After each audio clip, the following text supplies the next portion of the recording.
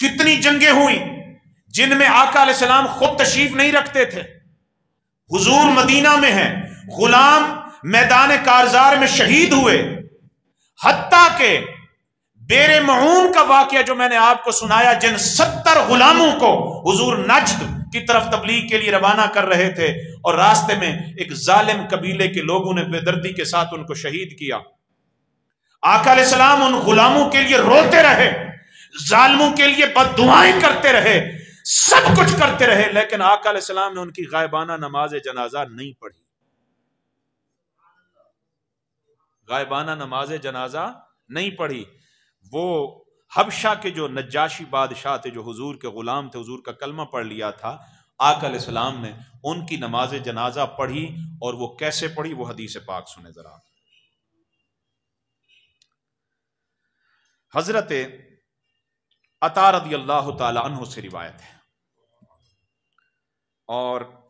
اس حدیث مبارک کو امام بخاری نے کتاب الجنائز میں نقل کیا۔ پوری حدیث مبارک آپ سنیں، اور اس کے ایک ایک لفظ پہ توجہ رکھیں کہ آقا علیہ الصلوۃ والسلام نے وہ نماز جنازہ کیسے پڑھائی۔ اس حدیث کو سن کے پھر آپ فیصلہ کریں وہ نماز جنازہ حاضر تھی یا غائبانہ تھی۔ حضرت عطا رضی اللہ تعالیٰ عنہ فرماتے ہیں کہ آقا علیہ الصلوۃ والسلام قال النبی صلی اللہ علیہ وسلم، آقا علیہ السلام نے اس موقع پہ فرمایا، کب؟ جب قد توفی اليوم رجل صالح من الحبش، جب حبشہ کے نجاشی بادشاہ کا انتقال ہوا، حضور تشریف لائے، حضور نے فرمایا میرے غلاموں آؤ، کھڑے ہو جاؤ، آج حبشہ میں ایک مرد صالح کا انتقال ہوا ہے۔ کوئی ٹیلی فون تو نہیں تھا، کوئی میسیجز یا یہ جو آج ہمارے ہاں سوشل میڈیا کے لیے ایپس استعمال کی جاتی ہیں، کوئی آلات یا کوئی قاصد نہیں تھا کہ آ کے اس نے حضور کو خبر دی ہو۔ اس سے پتہ یہ چلا کہ آقا کریم صلی اللہ علیہ وسلم اپنے وفاداروں کو ہر وقت اپنی نگاہوں میں رکھتے ہیں۔ حضور کو ان کی زندگی بھی خبر ہوتی ہے، حضور کو ان کے وصال کی بھی خبر ہوتی ہے۔ کسی حدیث پاک میں یہ نہیں ہے کہ کوئی قاصد آیا اور قاصد نے آ کے حضور کو بتایا یا رسول اللہ صلی اللہ علیہ وسلم، وہ مرد صالح جس نے اپنی زمین کو آپ کے غلاموں کے لیے کھولا، جس نے آپ کے غلاموں کی حفاظت کی،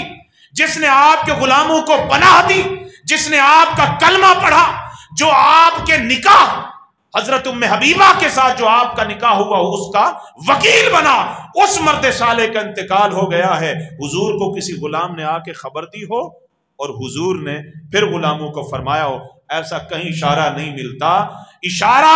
کیا تیقن اس بات کا ہے، مصطفیٰ کریم صلی اللہ علیہ وسلم کی نگاہوں میں وہ غلام تھا جتنے دن حیات ظاہری میں رہا، اور جب اس کا سفر آخرت شروع ہوا مصطفیٰ کی نگاہوں میں تھا۔